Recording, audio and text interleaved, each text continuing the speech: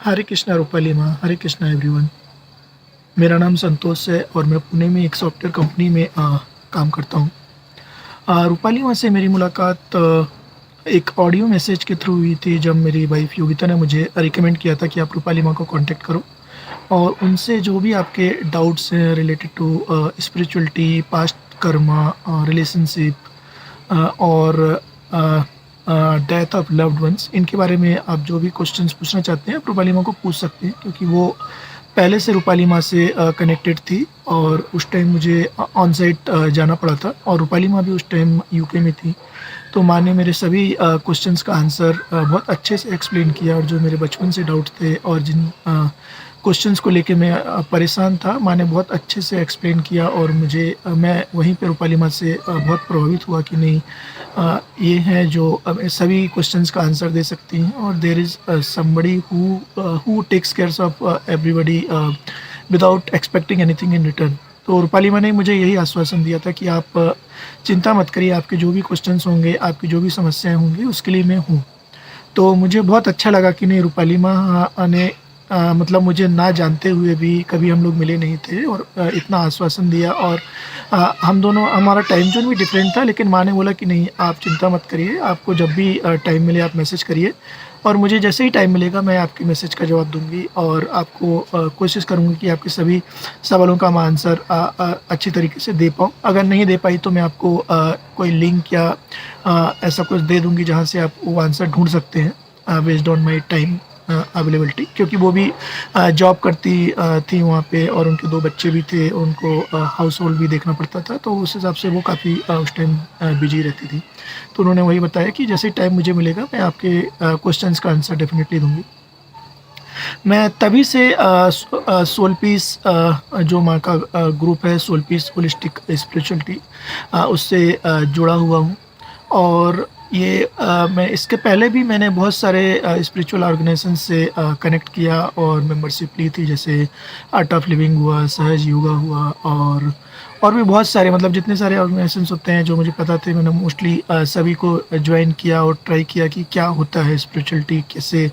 Meditation काम करता है, क्या करना चाहिए, क्या नहीं करना चाहिए। लेकिन कहीं भी मैं टिक नहीं पाया, मतलब ऐसा नहीं था कि उसमें उन ऑर्गेनाइजेशंस या उनकी टीचिंग्स में कुछ प्रॉब्लम था, लेकिन मुझे कहीं भी वो कनेक्शन नहीं लगा कि ये मुझे कनेक्ट, मतलब एक दिल में लगता है ना कि आपको लगता है कि नहीं, यही एक जगह है जहाँ पे मुझे सब कुछ क्वेश्चंस के आंसर्स मिल रहे हैं और लग रहा है कि नहीं, अभी तो मैं इससे आगे ये छोड़ के नहीं जाऊँगा। तो वैसा ही मेरे साथ हुआ, मैंने बहुत सारे ऑर्गेनाइजेशंस जॉइन किए थे इसके पहले, लेकिन जब से मैं सोल पीस से जुड़ा हुआ हूँ, ऑलमोस्ट लाइक अभी सोल पीस और माँ से जुड़े हुए 4 साल से ज़्यादा टाइम हो गया है और ये माँ की टीचिंग्स इतनी अच्छी हैं, इसमें भगवद गीता जैसे बचपन से ही हमें पता रहता है भगवद गीता क्या है और शुरू से बताया जाता है, लेकिन भगवद गीता को ओरिजिनली कभी समझ ही नहीं पाते हैं, उसमें क्या नॉलेज है, उसको प्रैक्टिकल लाइफ में कैसे इम्प्लीमेंट करना है, क्योंकि थ्योरेटिकली तो आप पढ़ लोगे, आपके श्लोक पढ़ लोगे, उसका भावार्थ समझोगे, लेकिन उस चीज़ को आप प्रैक्टिकल लाइफ में कैसे इम्प्लीमेंट करोगे, आपके जॉब में, आपके रिलेशनशिप में, आपकी जो डे टू डे समस्याएँ हैं, उसमें आप कैसे उस नॉलेज का यूज़ करके अपनी लाइफ को अच्छे से जी सकते हो। वो माँ बहुत अच्छे से बताती है, उनके जो बीजी सेशंस हैं, एसपी पोस्ट हैं, तो वो नॉलेज मुझे बहुत प्रभावित किया कि नहीं, ये यही नॉलेज हमारे लिए बहुत ज़रूरी है और हमें अभी भागना नहीं है।